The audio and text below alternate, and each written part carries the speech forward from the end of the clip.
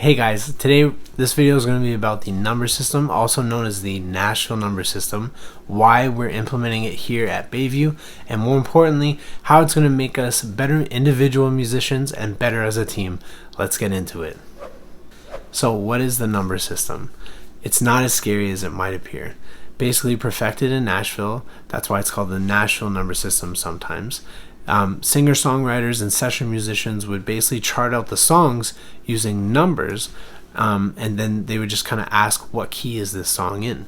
It saved them time because they didn't have to chart out different chord charts for every key. They would just have one chord chart with the numbers on it and then just ask what key they're in, or tell the players what key they're in. It's an easier way to communicate the names of the chords in any given key. So let's say you were in the key of E, and the chord progression was E, A, B, C sharp minor.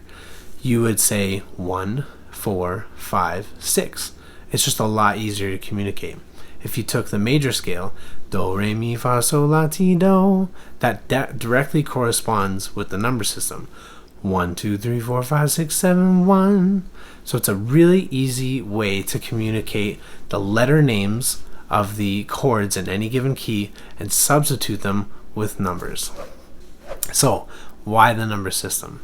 It's going to make you a better musician because it's going to simplify how you think about music, how you think about chords and chord progressions, and it's going to make you a more flexible musician too, because you're going to be able to go into any situation where they use the number system and you're going to be able to plug right in, and you're not going to feel lost when someone's shouting out numbers 1, 4, 5, 6, 7. You're going to be able to understand why it's beneficial once you start learning it and once you start implementing it.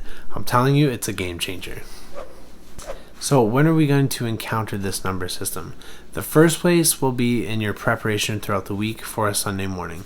We're going to start attaching the numbered charts along with the lettered charts so that you can start to compare and see, okay, if the chord progression is E, A, B, C sharp minor, you can flip over to the number chart and see that that's a 1, 4, 5, 6, and it'll really help the numbers start to come alive.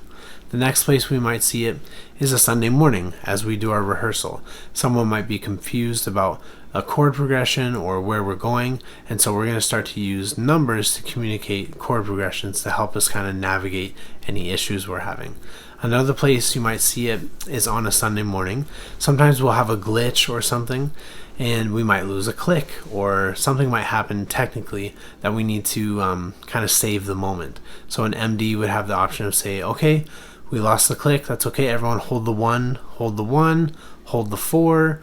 We can all stay on the same page while we get the technical issue sorted out, and then we'll be back into the song. Another place might be a special element or special shots or something. If we have da da da da da 6, 7, 1, 3, 4, I'll call those chords ahead of time and say, all right, the shot's coming up, and then make sure we're on the same page. One of the big places you'll see it is if we have a presenter on stage and they're starting to talk about something to the congregation, we're going to underscore with them. And so we're going to accompany them with music, and we could pick like a pre-canned chord progression, but we think it's better that we're going to follow the presenter wherever they're going. So if they're talking about something somber or a little bit more heavier, we're going to play chords that communicate that. If they talk about baptisms or decisions for the Lord, we're going to play something a bit more celebratory. And so this number system, you're going to start seeing it, and hopefully we start seeing the benefits of it. But I'm telling you, it's going to make a huge difference. So how does the number system work?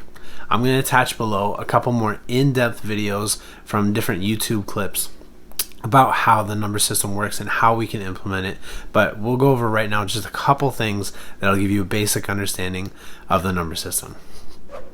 So if we took the major scale and we take Do, Re, Mi, Fa, Sol, La, Ti, Do, if we sang that in multiple keys, Do, Re, Mi, Fa, Sol, La, Ti, Do, the Do is always doing the same thing. The Re is always doing the same thing. The Ti is always doing the same. It's accomplishing a feel. And every chord has a feel associated to it. So the 1 always feels like home. The 4 always leaves something hanging. The 7 typically leads back to the 1. Chords always have kind of a formula that they follow. So the reason that's important is because no matter what key we're in, a 1 is always going to feel like home. A 4 is always going to feel like unresolved. It doesn't matter what key we're in, these numbers always have a feeling associated with them. So if we're in the key of C and we wrote out C, D, E, F, G, A, B, and then we wrote out 1, 2, 3, 4, 5, 6, 7, we could start to chart out what the numbers are for the key of C. So let's go over these numbers in the key of C. So your 1 is going to be your root, C. Your 2 is going to be a minor, moving up 1, that's D minor. Your 3 is our first slash chord, so that's going to be a 1 over 3, C over E. Your 4 is going to be F. Your 5 is going to be a G. Your 6 is our second minor, that's going to be A minor. The 7 is going to be our second slash chord. It's going to be a 5 over 7.